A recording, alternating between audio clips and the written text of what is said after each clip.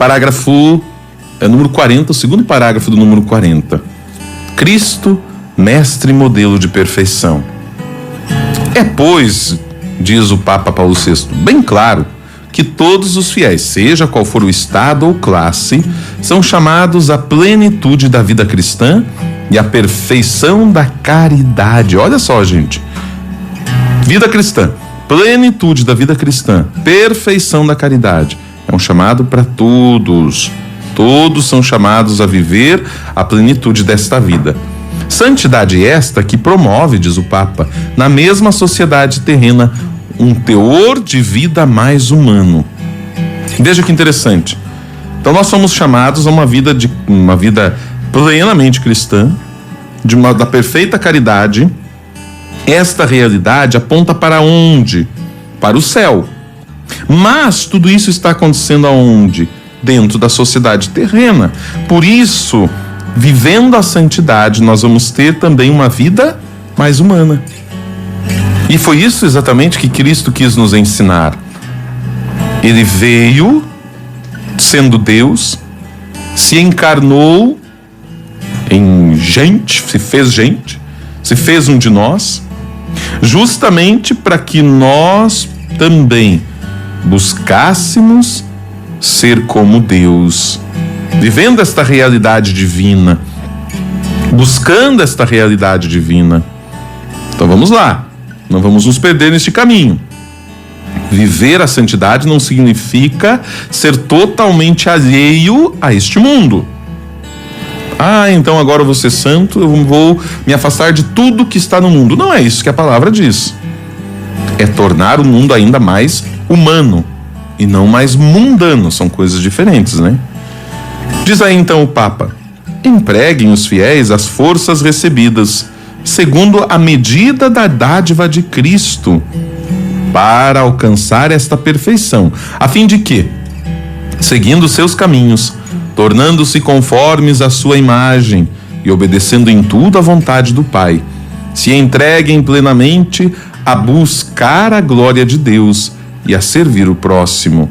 Como que vai acontecer então esta realidade? Os fiéis devem então empregar forças, justamente na medida da dádiva de Cristo, alcançando a perfeição, seguindo os seus caminhos, conforme a imagem e obedecendo tudo à vontade do Pai. Foi exatamente o que nós ouvimos no Evangelho de ontem, para quem acompanhou a liturgia diária das missas, né? E também o Evangelho, a sequência que é o Evangelho de hoje. Este Cristo que busca viver conforme a vontade do Pai. Tudo conforme a vontade do Pai. Se entreguem plenamente a buscar a glória de Deus e a servir o próximo. Este é o convite. Buscarmos plenamente a glória de Deus, o serviço aos irmãos. Assim, a santidade do povo de Deus desdobrar-se-á em abundantes frutos, como o demonstra brilhantemente, mediante a história da Igreja, a vida de tantos santos. Veja que bonito isso. Quando nós vivemos esta realidade de cumprirmos a vontade de Deus, de cumprirmos o seu chamado, vivendo esta santidade se desdobrará de que forma? Dando frutos abundantes. Lembra que nós já falávamos ontem sobre esses frutos?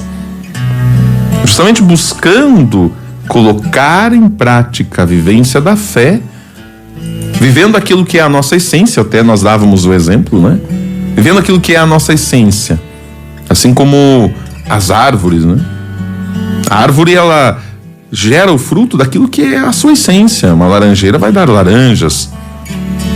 E ela não se faz para si mesma. O seu fruto é para os outros. Assim é a vivência de santidade. É sempre uma vivência para o outro. Como demonstra brilhantemente, mediante a história da Igreja, a vida de tantos santos. O Papa nos recorda aqui. A vida de santidade dentro da história da Igreja vai ser demonstrada através dos frutos. Por isso que é interessante, principalmente quando nós falamos de história da Igreja, muita gente fala assim, a história da Igreja é uma história de muitas sombras, de muitas obscuridade, por isso nós falamos de idade das trevas, idade média, sempre trazendo como um aspecto ruim. Mas nós olhamos aqui não a história real da igreja. Qual é a história real da igreja, então, padre? É a história dos santos. Eles sim demonstram o que a igreja fez e viveu na santidade. Não o que os rebeldes da igreja fizeram.